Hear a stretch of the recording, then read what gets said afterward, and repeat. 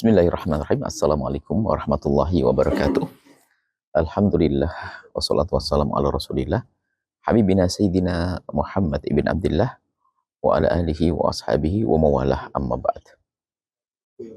Saat ini kami berada di Sabang.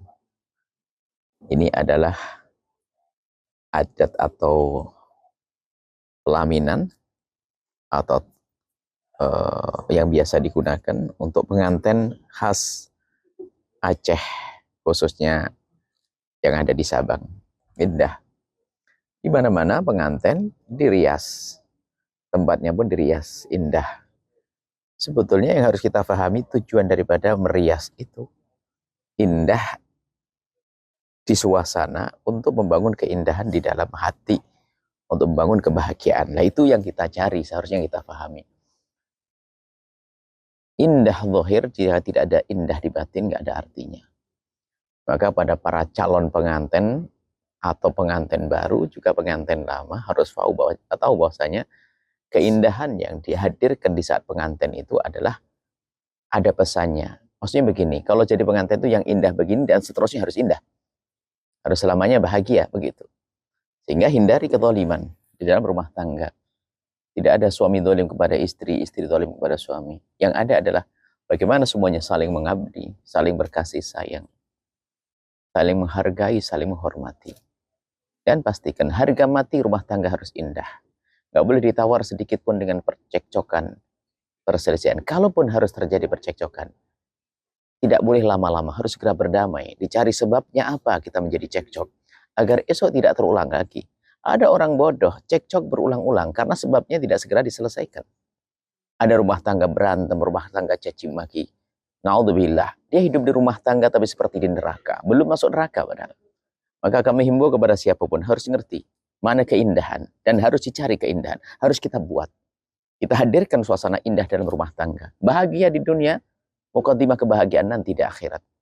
Dan kalau rumah tangga sudah terbangun dengan indah, akan tumbuh anak-anak yang baik. Karena anak akan menghargai ibunda, anak menghargai ayahanda. Jika seorang anak bisa menghargai ibunda, bisa menghargai ayahanda, maka ini anak akan tumbuh dengan tumbuh yang baik. Dia tidak akan durhaka kepada orang tua. Akan tapi jika yang di rumahnya, yang disaksikan adalah orang tua mencaci, ayah mencaci ibu, ibu mencaci ayah.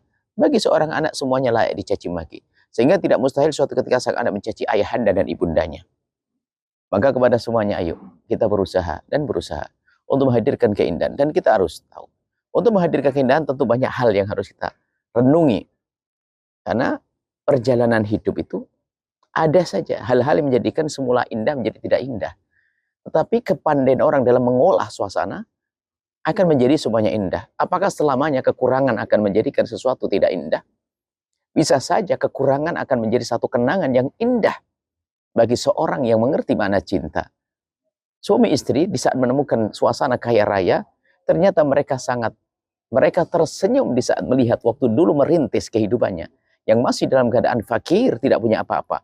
Bahkan itu dirasakan sebagai suasana yang indah. Mungkin makan sepiring berdua dengan alau ala kadarnya. Dan di saat seperti itu tidak pernah merasa berkeluh kesah. Karena apa? Hatinya bertemu. Sehingga di saat mereka menemukan dirinya sudah dicukupi oleh Allah, ternyata justru suasana dahulu semakin tambah indah. Sebetulnya apa sih yang menjadikan tambah indah? Hatinya memandang itu sebagai keindahan. Maka dari itu, semua yang telah menjalin rumah tangga, hati-hati. Jangan mau dikotori hati kita dengan kebencian, dengan dendam, dengan kesombongan, dengan pasangan yang menjadikan sebab semuanya tidak indah. Pastikan rumah tangga Anda harus indah. Ingat wahai para suami, istrimu adalah wanita yang telah kau ambil dengan perjanjian dengan Allah, akan kau muliakan, akan kau jaga. Maka jangan sia-siakan, jangan rendahkan dia. Apalagi dia telah melahirkan beberapa dari anakmu.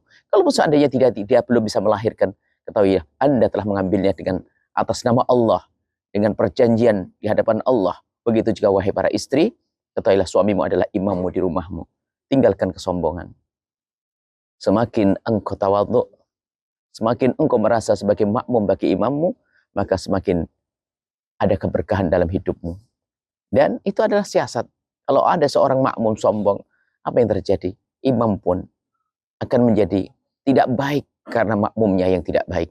Maka dari itu jadilah istri yang solehah, istri yang istimewa, istri yang dibanggakan oleh suami. Dan semuanya berusaha masing-masing berusaha, tinggalkan egois, tinggalkan kesombongan. Tinggalkan egois, tinggalkan kesombongan. Tingkatkan pengabdian kepada pasangan, Anda akan menemukan keindahan yang sesungguhnya. Urusan materi ketahuilah, orang bahagia tidak harus dengan kekayaan. Banyak orang kaya raya ternyata hidupnya berantakan. Suami istri tidak berhentinya berantem. Tetapi di sana ada orang di kampung dengan gaji sehari untuk makan sehari, akan tapi candaria mewarnai kehidupannya. Indah. Karena apa? Kebahagiaan di hati. Maka bahagialah siapapun Anda. Bahagia dan bahagia. Semoga Allah menjadikan rumah tangga kita rumah tangga yang saling mencintai karena Allah, bahagia dengan dan dikaruniai putra-putri yang menjadi sebab kemuliaan di dunia dan akhirat. Yang belum menikah, semoga Allah beri pasangan orang-orang mulia yang menjadi sebab mereka mulia di dunia dan di akhirat. Dan semoga pernikahan yang kita jalin selama ini adalah pernikahan yang benar-benar diridhoi Allah, mengundang keridhaan Allah, mengundang segala kebaikan di dunia dan di akhirat. Masya Allah. Nuhibbukum fillah, mencintai Anda karena Allah. Assalamualaikum warahmatullahi wabarakatuh.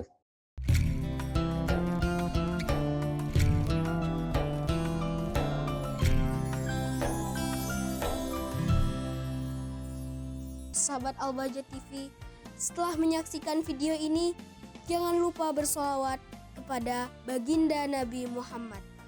Shollu ala Nabi Muhammad. Allahumma sholli alaihi wa ala alihi wa sahbihi.